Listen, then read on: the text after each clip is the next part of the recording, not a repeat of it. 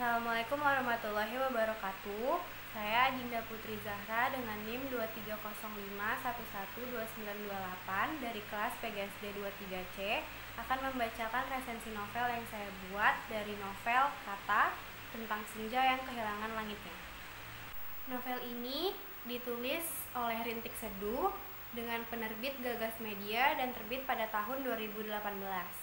Novel ini berjenis fiksi dan latar belakang penulis dengan nama Nadifa Aliasana, lahir pada 4 Mei 1998 di Jakarta. Novel ini menceritakan tentang 3 orang yang terjebak di dalam kisah yang sama dengan cara mereka masing-masing menghadapinya. Novel ini menceritakan kisah Binta yang kehidupannya begitu sepi dengan hanya ditemani sang ibu yang pula menderita penyakit kejiwaan yakni skizofrenia. Semenjak mengenal lelaki bernama Nugraha secara tidak diduga, Binta kesulitan mempertahankan keaslian dirinya. Ia seperti memulai hidup baru atau juga kembali menemukan warna dalam hidupnya yang tak pernah tahu ia bisa dapatkan. Cinta pertama seorang perempuan seharusnya didapat dari ayahnya, dan cinta pertama itu telah mematahkan hatinya. Ayahnya adalah alasan cinta bukan lagi menjadi hal yang mengharukan di dunia ini. Binta berhenti percaya dengan itu. Setidaknya hingga ia mengenal lelaki bernama Biru. Biru adalah definisi kesempurnaan yang menyempurnakan separuh Binta. Ia mengajarkan Binta sisi lain dari cinta yang tidak pernah ia dapat sebelumnya. Maka dari itu, meski sudah merasakan perbedaan dalam kehidupannya bersama Nuk, ia masih merasa sangat mencintai dan menanti kembalinya kepulangan Biru. Nugraha dan Binta saling membelakangi dan saling pergi. Mereka butuh kata-kata untuk menjelaskan perasaan. Mereka harus bicara dan berhenti menyembunyikan kata hati, serta-merta mencari jawaban dari sebuah perasaan. Selanjutnya kita akan memasuki penilaian kualitas novel. Yang pertama itu ada covernya. Jadi cover novel ini dominan berwarna jingga dengan siluet 2 orang yang seperti sedang menyaksikan tenggelamnya matahari. Saya sebagai pembaca menganggap cover buku ini memiliki kontras yang pas antara satu sama lain. Kelebihan dari novel ini itu karena novel ini mengusung genre romantis. Genre ini itu memiliki banyak peminat, terutama di kalangan remaja seperti saya. Novel ini juga semakin manis dengan beberapa ilustrasi di dalamnya. Contohnya itu seperti ini.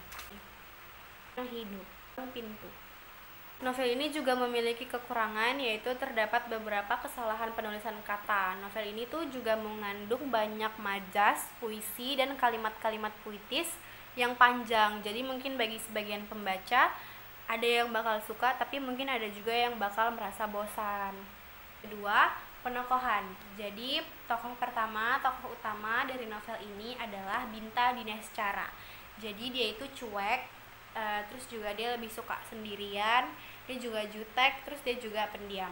Tokoh yang kedua itu ada Nugraha. Jadi Nugraha itu di sini dijelaskan menjadi orang yang sangat sabar, dia itu pantang menyerah, dia juga baik hati dan juga perhatian. Lalu tokoh yang ketiga yaitu Biru.